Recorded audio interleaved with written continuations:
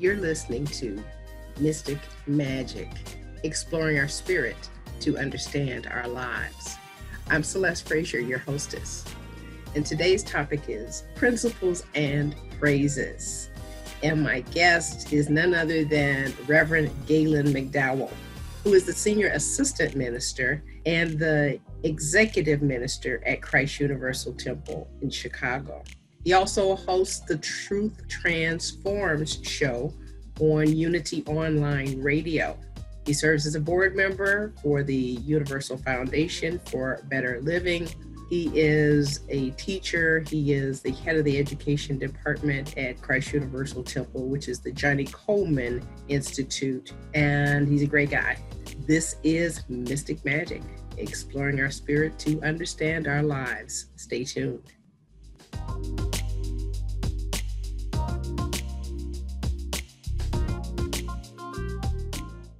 Hey, Mystic Magic podcast fans. It's a great show today because I have a good friend and a very knowledgeable and just good guy here today, Reverend Gaylon McDowell. And, we're talking about principles and praises today. Reverend Gaylon McDowell is the Senior Assistant Minister and the Executive Minister at Christ Universal Temple in Chicago. He's also the host of Truth Transforms on Unity Online Radio. He serves as a board member on the Universal Foundation for Better Living board, and he's the Illinois-Wisconsin District President for the International New Thought Alliance. He's a licensed teacher. He's a martial artist. He's a scholar and sometimes a gentleman. And we just want to welcome you, Gaylon, to Mystic Magic. Thank you. It's great to be here. Thank you. It's always good to be with you. Thank you so much. So you're the Senior Assistant Minister at Christ Universal Temple. So there are a lot of assistant ministers at CUT. What makes you senior and what are your responsibilities? Well, first of all, it's only a few assistants. Reverend Cook and I are the assistant ministers. The rest are the ministerial staff. So Reverend Wells is the senior minister. The senior assistant minister, according to the bylaws, just has different responsibilities as the right arm of the senior minister, basically to make sure that things get done, that things get executed, ministerially, pastoral oversight of the various ministries, which when you connect that with the executive minister aspect, which is run the staff, that basically means that pretty much the ministry aspect of the church business runs through me and then obviously to Reverend Wells. So if it's the staff, if it's any ministry, we have a lot of them, whether they're service groups like ushers or hospitality or welcome team, or interest groups like Men Expressing Christ, or ambassadors of love, for instance. Those are just a few of our ministries. All of those ministries actually are under my umbrella. And obviously that also means as the senior assistant minister, I have primary responsibilities like being the second person to preach if Reverend Wells can't preach and he needs somebody to preach, or to take care of any other duties, including whatever business he might need to handle.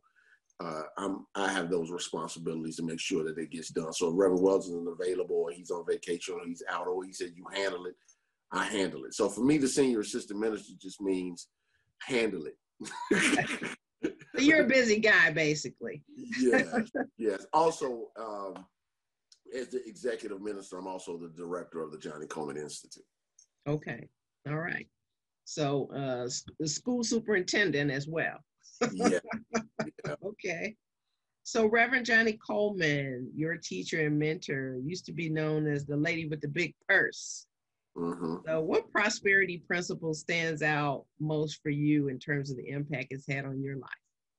Well, I think that she was very clear about being definite about what you desired. She taught the Dream Series, which she was famous for. And the first two steps of the Dream Series were and are, because we still teach them, desire and decision. God gives you the desire. but you have to choose it. You have to make a decision that it is yours, that it is for you, because it'll make a difference how much good is available in life if you're not willing to say yes to it, choose it, and decide that it's for you. Because once you do that, you align the spiritual and mental forces of the universe together toward a particular thing. So I would say her strong emphasis was on, you got to choose it. Yeah. You got to say yes to it. You have to be able to hold it in your mind. You have to have that clarity of thought, that conviction that is yours. You have to decide. Claim your good. Claim it. She would say claim it. She would say claim it in a heartbeat.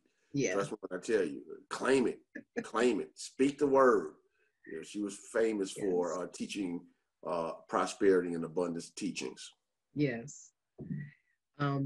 So now you've been doing the radio show Truth Transforms for many years. Why did you choose to do the show, and what excites you most about doing it? So, you know, it's kind of funny. So I've been doing the show for 8.5 years now. And, you know, when I first got on, I would tell people I have an online radio show. They're like, what is that? Now, everybody understands that that's a podcast. But back then, it wasn't as well known. Podcasts weren't as popular as they are now. Right. So what ended up actually happening was I was at a seminar, and in the midst of the seminar, I was just working with the concept of just saying yes, you know, because as you know, in ministry, we're exceptionally busy. And, you know, so, you know, a lot of times we're like, no, I don't have time for that, no, or whatever, et cetera. So my buddy who lives out in Florida, and when I say buddy, I don't see him often. I probably haven't seen him in 3 or 4 years, but I consider him my buddy. The Reverend Jamie Sanders, we bumping each other at the International New Thought Alliance Congress, normally year after year. And he had a show on Unity Online Radio. And he just called me one day, the day before the show, and said, hey, I need you to be my guest on my show. Are you available? Now, I was busy, but my mind said, say yes. So I said yes. I did the show. It went well. And the next day he called me and said, hey, the woman who leads Unity Online Radio at the time, it was Denise Blake. Okay. Jim, the CEO's, the current CEO's wife. She used to run Unity Online Radio. It's like she contacted me and asked me, who was that guy that was on your show? He was fantastic. He'd be a great host for a show. He's like, I need you to contact her. And I was like, okay. I talked to her. In the midst of the conversation, I really hit it off with her. I never talked to her before. And she said, hey, give me some concepts that I can bring back to my board, the team, or whatever.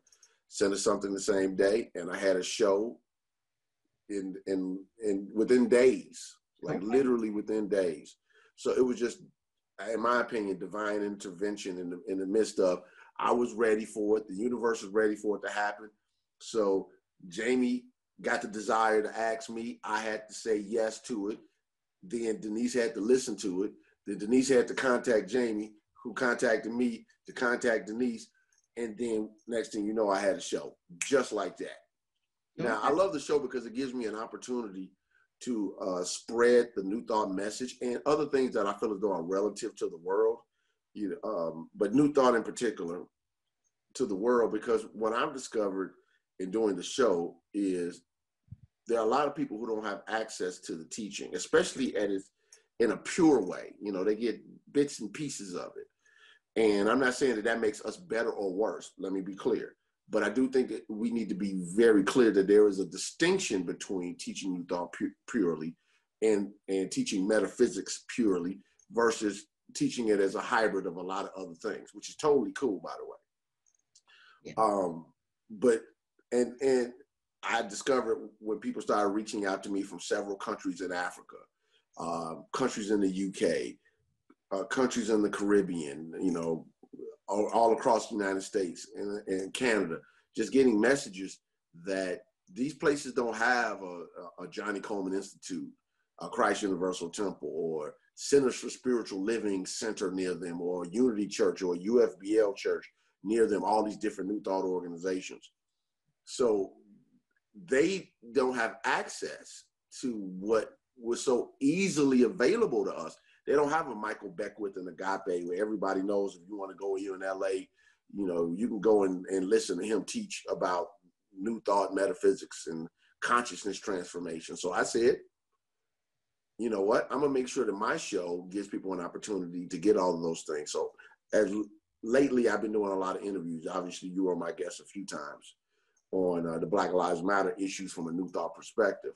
Right. I've been doing a lot of interviews all year, but originally the show was designed to teach core New Thought books and principles, so they could just go out to the masses. So I would take all our old classic texts and I would teach them chapter by chapter. So if a person goes to Unity Online Radio and then finds the show Truth Transforms, or you go to your podcast where you listen to Apple Podcasts, Stitcher, Google, Spotify, whatever, you look up Truth Transforms, you go back, you'll discover I was teaching prosperity and lessons in truth and Christian healing and, you know, Catherine Ponder, Open Your Mind to Prosperity, Johnny Coleman's It Works for You. I was teaching all of these books, What Are You by Meldon Shanklin, so people could have the benefit of a teacher like us giving detailed instruction. I tell people, go buy the book and I'm gonna teach you chapter by chapter. And it's been a blessing to my world. And every time I get a message from someone, it really warms my heart. You know, I've had people send large donations to the CUT just because they say, you know, this podcast changed my life. Great. Well, yeah, and you were the perfect person to do that. I mean, you know more about New Thought books than most people. Actually, that is true. I wish I could deny it, but I would be lying. You know, I know a lot about the subject matter. Well, like I say, when I met you, I don't know, maybe 13 years ago, I saw you as a scholar and someone who knew every New Thought book and most every spiritual book that had been printed. Is that true? Well, obviously, that's not true, literally. But you know, the thing about it was I was thirsty to understand and know. You know, I got into New Thought originally when I was exposed to it. And it's kind of funny. If I have a little bit of time to share the story. Go ahead. You know, so, you know, for years I've often told people, you know, that I got exposed to the message, which is literally true, from my mom playing a Les Brown cassette tape on my stereo because my room was next to the kitchen. And it was around Thanksgiving. She was like, you know, put this tape on in your stereo. I want to listen to it while I'm cooking. I'm like, okay. And I'm listening like, man, this guy's great. And then I kept that tape. And then I heard Dr. Dennis Kimbrough, who wrote Think and Grow Rich, A Black Choice. He was a guest at CUT. He was a frequent guest at that time. And then I heard the Reverend Dr. Johnny Coleman. It blew my mind. I started coming to church in 93, early January 93. That same month, I almost died from an asthma attack, which was dormant asthma, completely dormant. Never had asthma attack before. Put some Vicks Vapor Rub on my chest because my grandmother told me that would help me get rid of my chest cold. And it almost killed me. Like, I don't say that as an exaggeration. I was in the hospital almost 5 days. Okay. And so for when I got out, I had to understand because I'm reading these books and I'm listening to this woman and I'm in these classes and they're all telling me that there's a presence and there's a power within me that's not sick. Right. I was in the hospital bed at 20 years old, trying to, you know, as strong and vibrant as any 20-year-old person could be, playing basketball 5 days a week, athletic and strong. And now I'm being told I can't do anything. No sports, no physical exertion. Use these 2 inhalers, take these gigantic pills every day, just to keep my lungs open. And for me, I started studying the way I studied because I needed to understand. So by the time end of May came around, late May, early June, it wasn't quite summer yet. And I received a complete healing. Went to the doctor, had all the checkups, all of the stuff, but he still wanted me to maintain the inhalers and the pills. And I had to make a decision. I can never forget. I told my mother, and I don't tell you people to do this. This was my realization. Right. Let's be clear. As a disclaimer to Reverend Celeste Frazier and me, you know, I was willing to put it all on the line to demonstrate this truth. After he told me what he told me, and I was arguing with him like, man, look, I'm fine. You tested me, I'm good. I don't have any symptoms. I'm not taking the medicine. I haven't used the inhaler in months. And he said to me, well, you still got to use it. You can't play basketball or your football and the softball, all the stuff I want to do. And if you do engage engage in it a little bit, make sure you have your inhaler because anything can go wrong. And I get that. That's good, sound medical advice. He was being responsible. But when I got home, I prayed about it overnight, all day, overnight, got up next day, told my mom, like, Mom, I'm going to prove that this truth works, so I'm not going to be here. And I threw the medicine in the garbage in front of her. I realize now, because she's not here, I would love to have that conversation with her now to see, because my daughter is the same age I was when I had that conversation, almost to the month.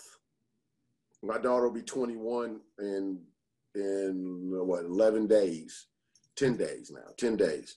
And I was probably 4 weeks from my 21st birthday when I had that conversation with her.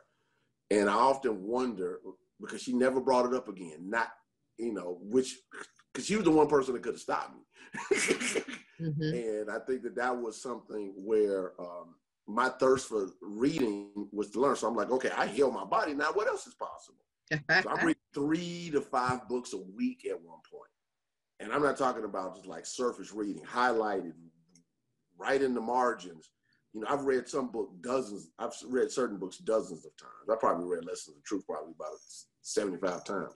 But, because I teach it, it's our fundamental. Like you would have with Science of Mind, you just keep reading it over and over again. So I just kept reading. And then I found out about other people. Reverend Ike, I found out about Dr. Rocco Errico. Reverend Tumpkin introduced me to, biblical scholarship like Marcus Borg and Bishop John Shelby Spong and all of the historical Jesus research. And now I started finding out about, all these different type of modalities that supported what New Thought has been teaching for 150 plus years. Right. So I'm just excited to read it all. I don't read as much as I used to read now. I tell people I'm the book now. I'm actually writing a book, so I can't stop. Good. Yeah, Good. I can't just stop and read everybody else's stuff. It's time for me to get my thoughts out on paper. Good. Glad to hear that. Oh yeah, Rocco Errico was actually one of my teachers in ministerial training. And, wow, I love Rocco. Yeah, and Marcus Borg, we had his books to read. That was part of our curriculum. So yeah, I hear you. And it wasn't that long ago. I think it's been like within the last 6 years that your mother transitioned, right? No, actually, believe it or not, that was late November 2010. Okay. All right. Yeah. Wow. It seemed like it was more recent, but yeah, it was. But I think she knows. I think she knows that you knew you were doing.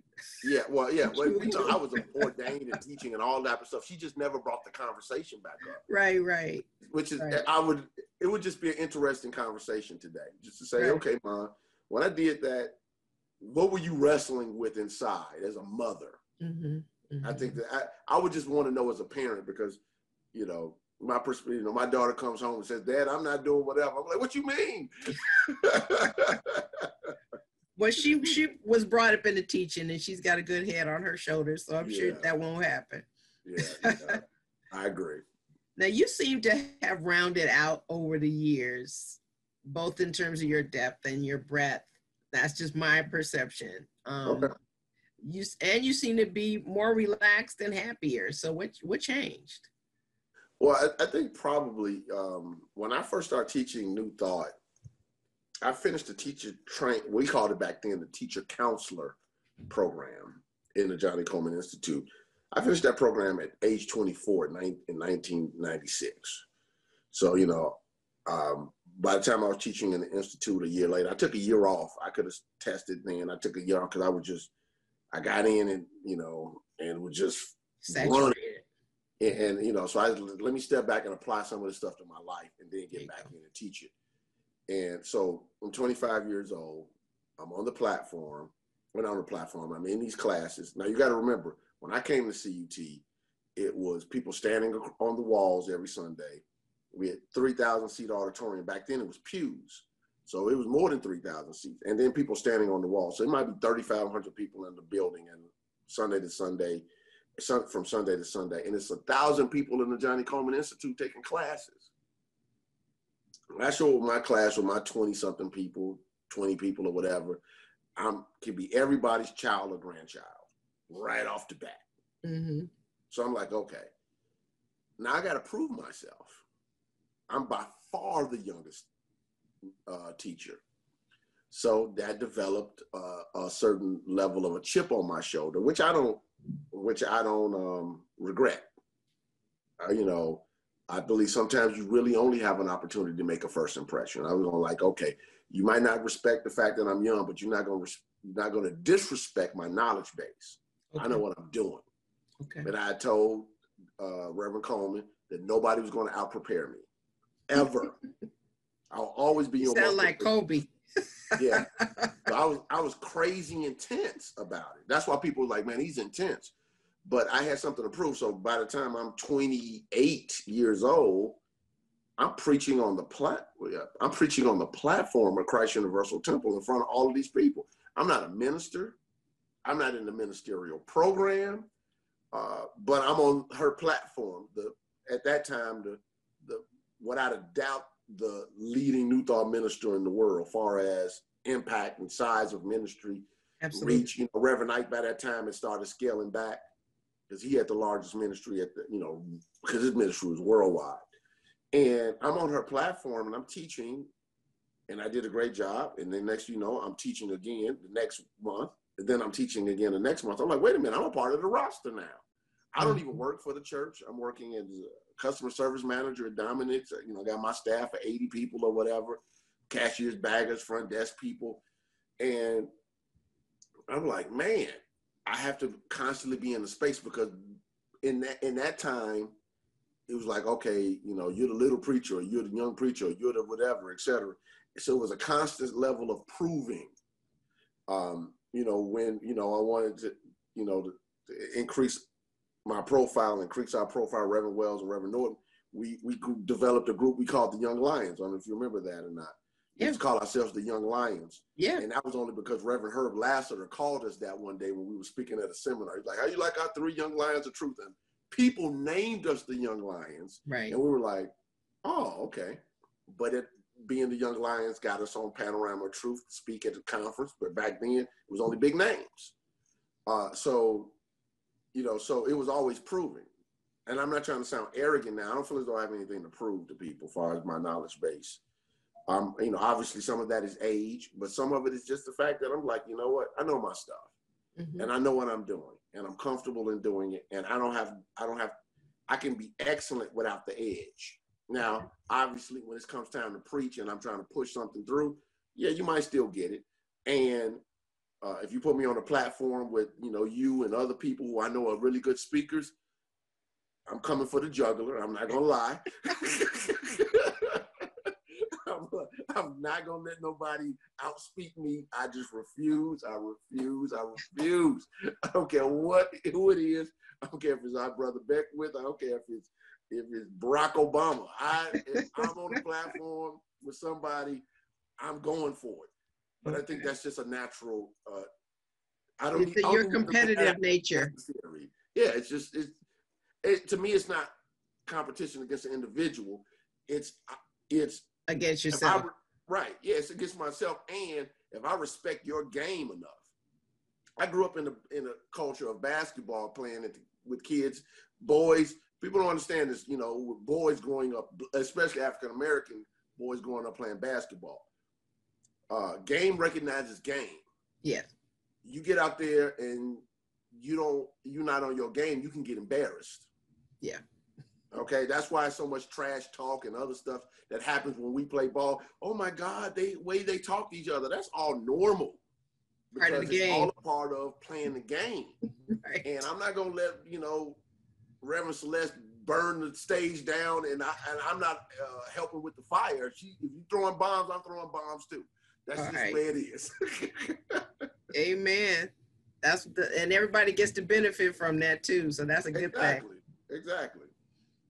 So, well, I'm just glad you laugh more than before. So I'm glad about that. Yeah. Well, like I said before, and part of that is when you're younger than everybody else, people take laughter and joking around as being immature, unfortunately. Mm-hmm.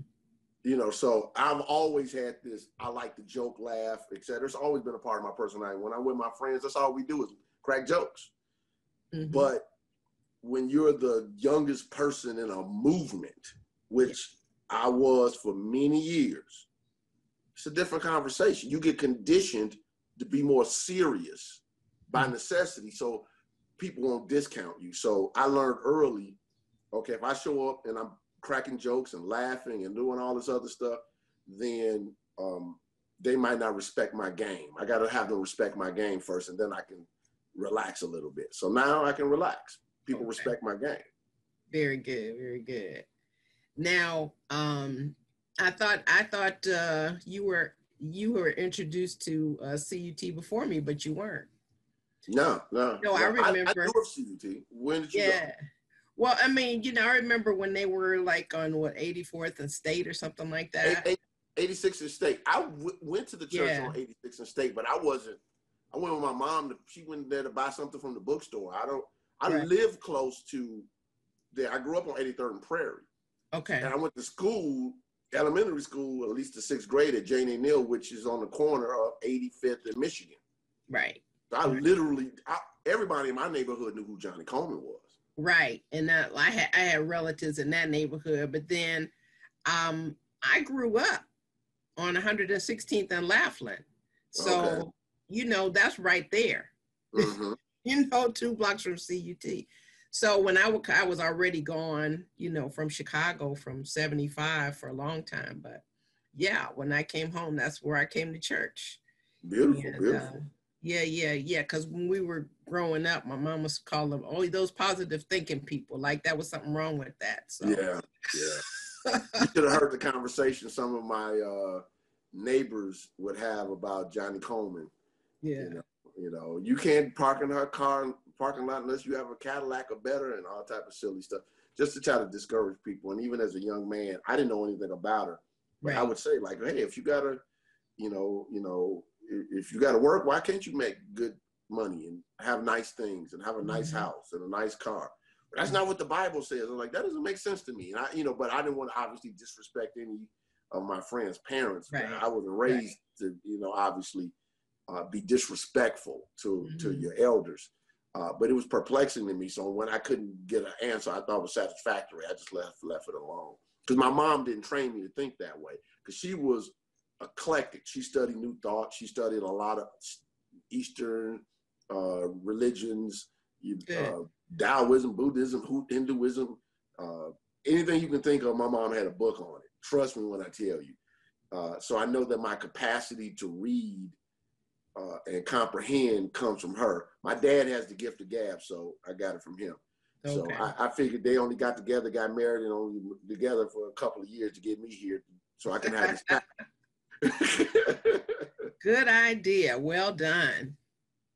So now you're a board member of Universal Foundation for Better Living, and I'm sure you're committed to its beliefs. For instance, a belief in the omnipresence of God and a belief that everything exists or everything that exists or that ever will exist is pressed out of the body of God, God's substance in different forms of manifestation. So since the nature of God is absolute good and everything is God's substance, there can be no evil in reality. Now, how do you explain the crimes that are happening? Oh, it's easy. So first, I'm actually finishing up my 9th year on the UFBO board. This is you're going to do 3-3-year terms consecutively. Okay. So I've been the second vice president for the last couple of years. So, I will eagerly pass my seat on, even though it's been an honor to let somebody else jump in. Sure. I'm going to give them the baton so they can help us run the race. I can help UFBO in other ways. Now that statement, everything that exists or ever will exist is pressed out of the body of God, God's substance in different forms of manifestation. Since everything is God's substance, there can be no evil in reality or something like that. I'm not reading it, but it's a part of our foundational first principle, the omnipresence of God. So what I tell people is this, God omnipresence is only beneficial to you if you have an awareness of what that means. What do I mean by that? So it's a couple of things. Let's just drill down on it just for a couple of minutes. Omnipresence obviously means not omnipresent, mean everyone equally present. Omnipresence is all the presence there is. Yes. However, I look at that from the standpoint of potentiality and possibility. In other words, absolute good is here in potential. Yes. But consciousness is the conduit through which potential shows up into form. Yes. So just because God is omnipresence does not mean that you get the benefit of it without an awareness of it to it, or being a conduit through which it can flow through. Now, that there is no evil in reality, I always tell people that name something to me that's evil that exists outside of human choice and behavior. So when people say, how can you say there's no such thing as evil? I'm saying, what we're saying in UFBL is evil is not an independent thing. Right. Like it is taught in many other brands of religion. Like, you know, that Satan or its equivalent is an actual being with minions that take care of stuff. Because what I tell people is like, okay, when you take people out of a thing or people's opinion, behavior or opinion, is it evil? Is a hurricane in and of itself evil? No. Is a earthquake in and of itself evil? No. Is a drought in and of itself evil? No. If locusts come and run over the land and eat all the crop, in and of itself, is that evil? No. No. Because even, it's not evil. It's just. I'm just kidding. Right. So, an asteroid hits a satellite. It's not evil. It's evil for the person who paid those billions of dollars to put it up in the air or in the atmosphere. But it's in and of itself. Right. In and of itself. So what we've done is we've called things that we call destructive acts of God, even in our insurance policies. I know, that's so sad. Okay. So they don't have to pay for it when stuff comes up. So what we just say in UFBL, and I think this is a principle that's taught in New Thought, is when we say there's no evil in reality, the word reality in metaphysics is not the same as saying reality show like The Bachelor. Right. It doesn't mean just physical manifestation. For us, reality means what's permanent, eternal, or enduring. Yes. So when we say only God is permanent, only God is eternal, only God is enduring, only God is unchanging. So when we say there's no evil in reality, we're talking about ultimate reality. Absolutely. Not Flavor Flav kissing some girls on Flavor of Love. We're talking about ultimate reality. So when we say there's no evil in ultimate reality, we're saying in divine mind and universal intelligence, there is no whatever. That does not mean that you can't be on 43rd and Lakeshore Drive and something happens to you. I'm just using that as a random street. Right. That something might not happen to you that's violent or destructive or whatever.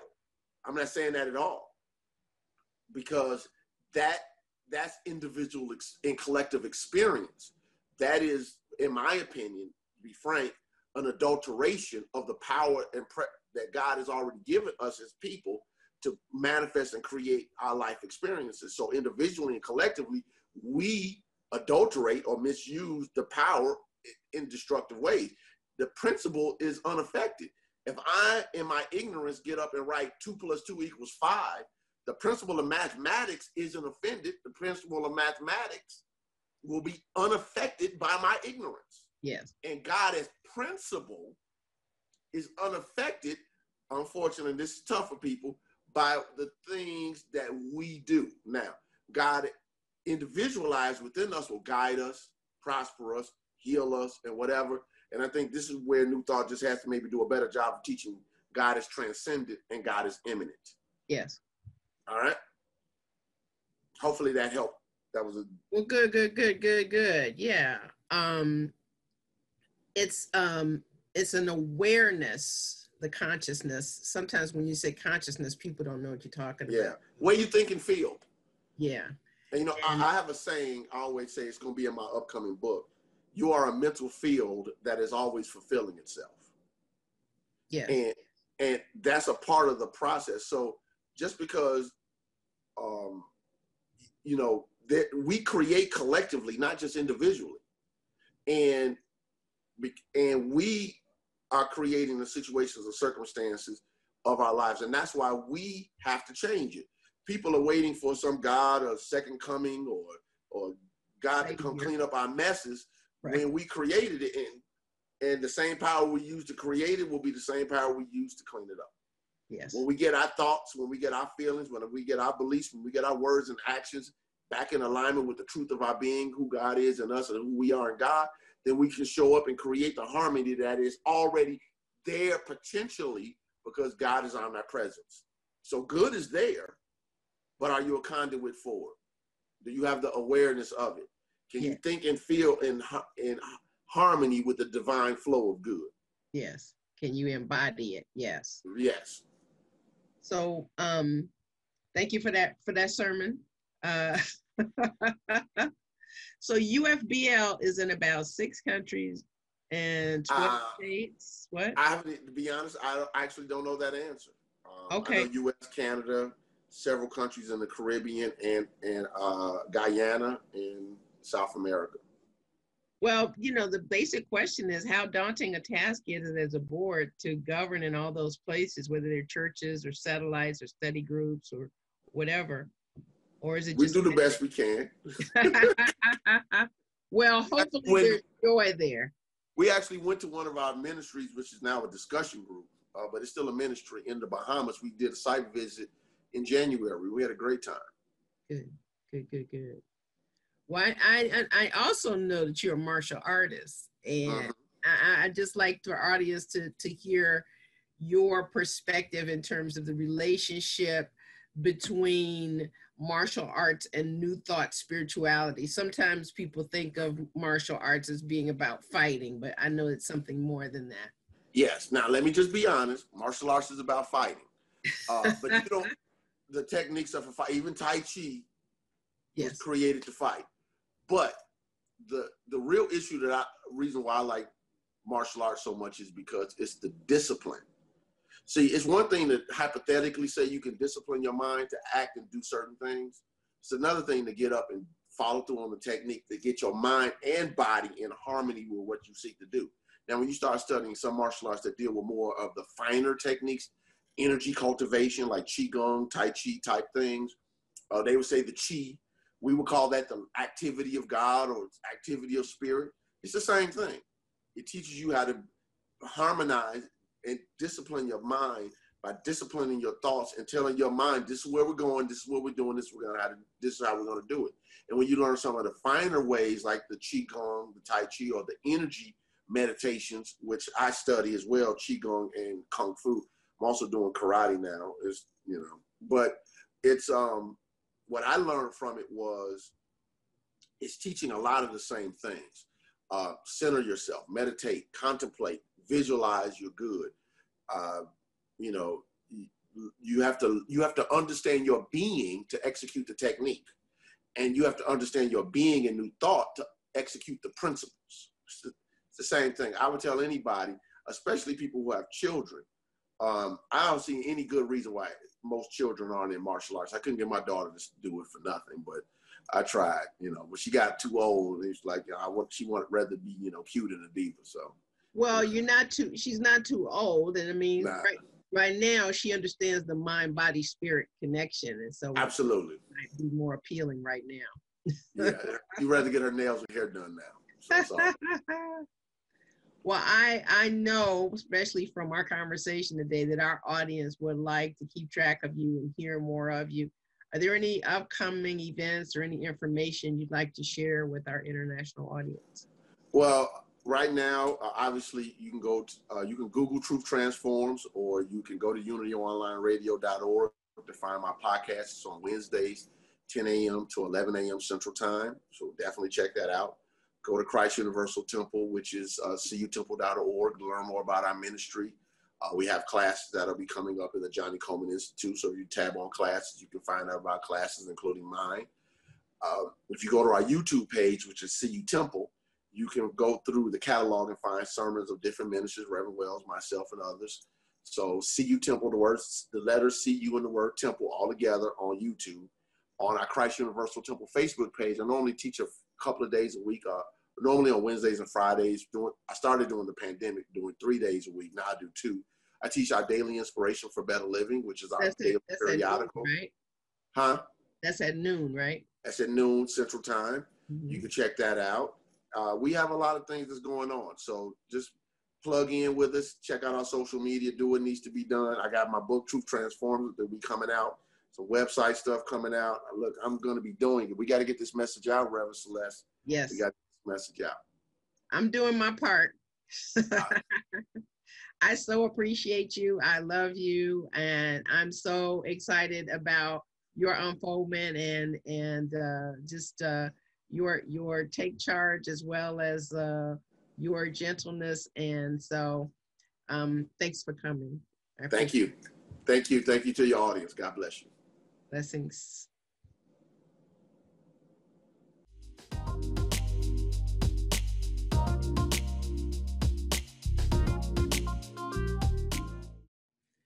Principle and praises cause consciousness raises, as internal gazes move me out of the mazes. Truth statements reveal the ultimate deal of realities unchanging and love's rearranging. For when you awaken, you know that you are in the flow, and Spirit's gifts all go to the one willing to grow.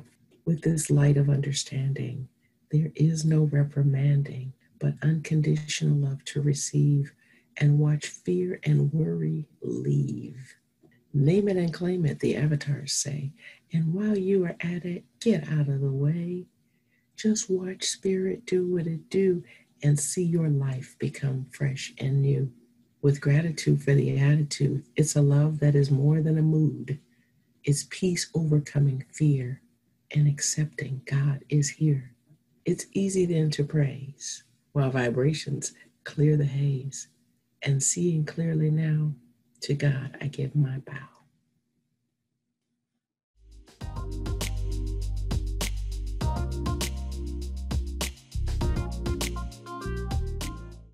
Thank you for tuning in today. My name is Celeste A. Frazier, and this is Mystic Magic.